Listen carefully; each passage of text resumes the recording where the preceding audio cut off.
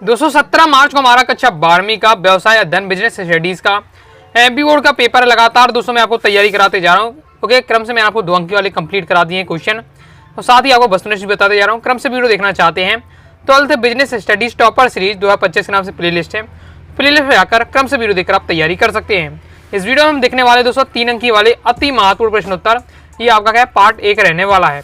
एक सपने को टूटकर चकनाचूर हो जाने के बाद दूसरा सपना देखने के हौसले को ही जिंदगी कहते हैं। सबसे पहले दोस्तों हमारा क्वेश्चन है, पर्यवेक्षण के महत्व या आवश्यकता के 3 बिंदु लिखिए।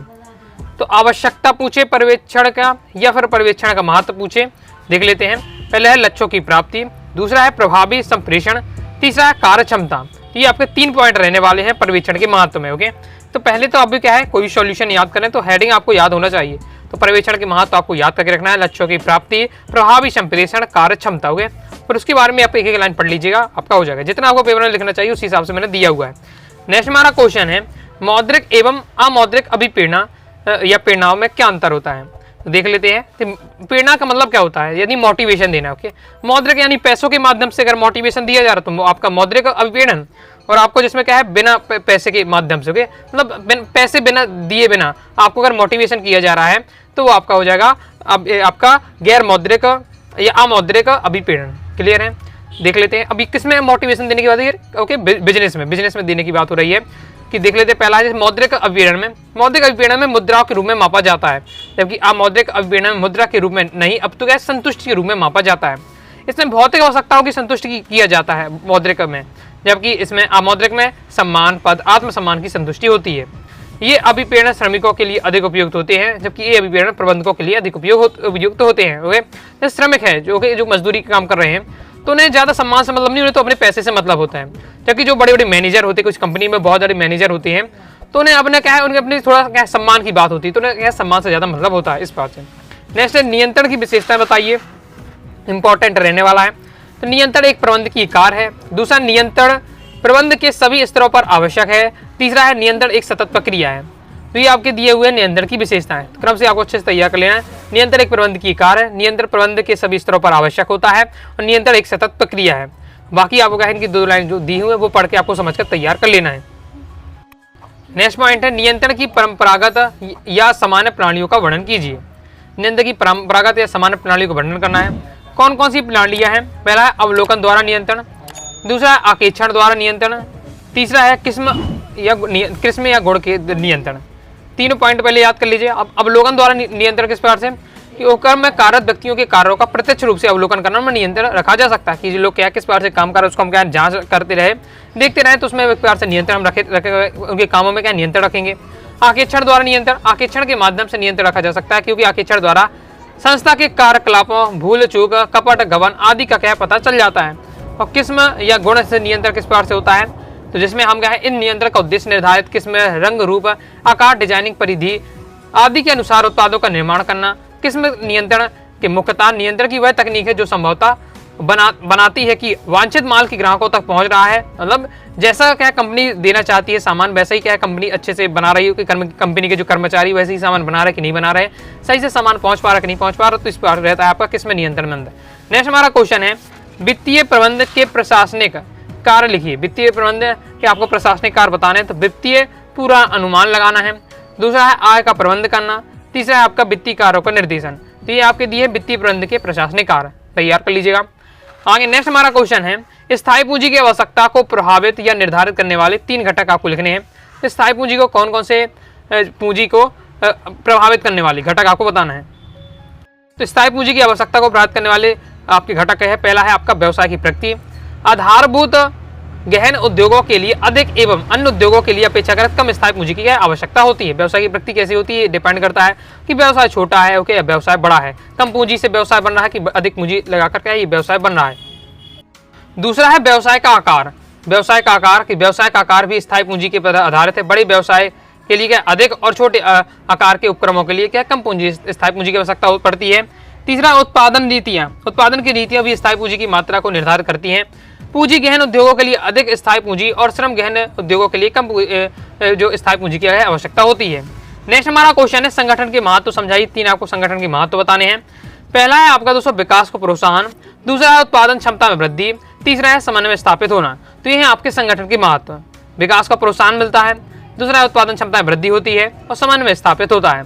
तो इस प्रकार से पहले तो आपको जब भी आपको याद करना, मैंने आपको हेडिंग याद करना है, उसके बारे में फिर आपको क्या है समझ लेना है, तो फिर अपने हिसाब से आप 2 लाइन लिख पाएंगे।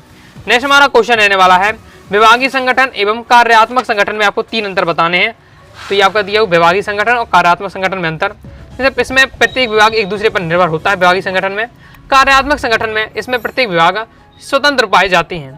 विभागीय संगठन में इसमें उत्पादन के अनुसार विशिष्टीकरण पाया जाता है, जबकि कार्यात्मक संगठन में इसमें व्यवसायिक रूप में विशिष्टीकरण पाया जाता है।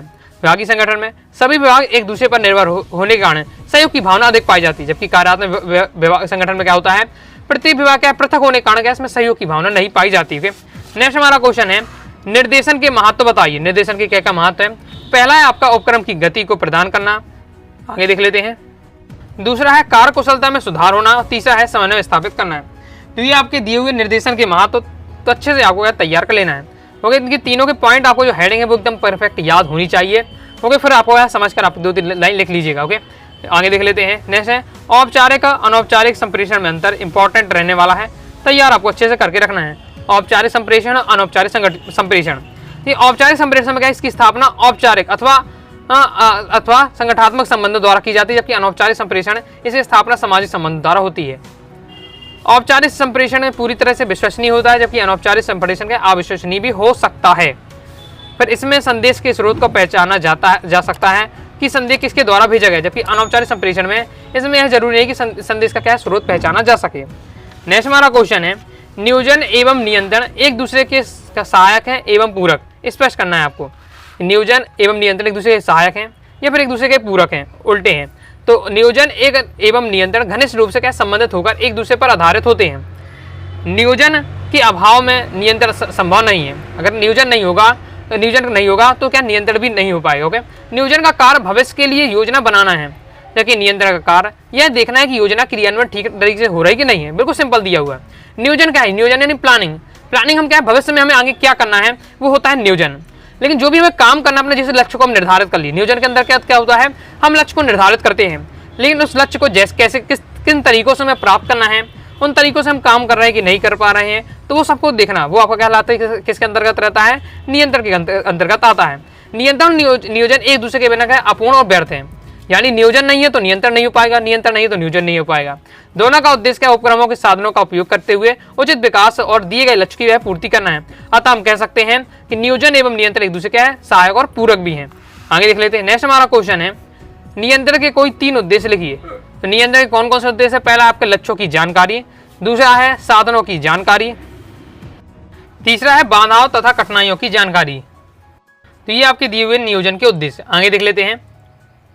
आगे बढ़ने से पहले दोस्तों बताना चाहूंगा, अगर पीडीएफ मटेरियल प्राप्त करना चाहते हैं तो बिजनेस स्टडीज के कोर्स को आप ले सकते हैं। इसमें दोस्तों आपको all chapter important question answer, all chapter objective question answer, previous year paper, model paper, साथ ही 2 अंक, 3 अंक, 4 अंक अलग से आपको क्वेश्चन दिए जाएंगे, जिससे आप तैयार करके हाई स्कोर कर सकते हैं।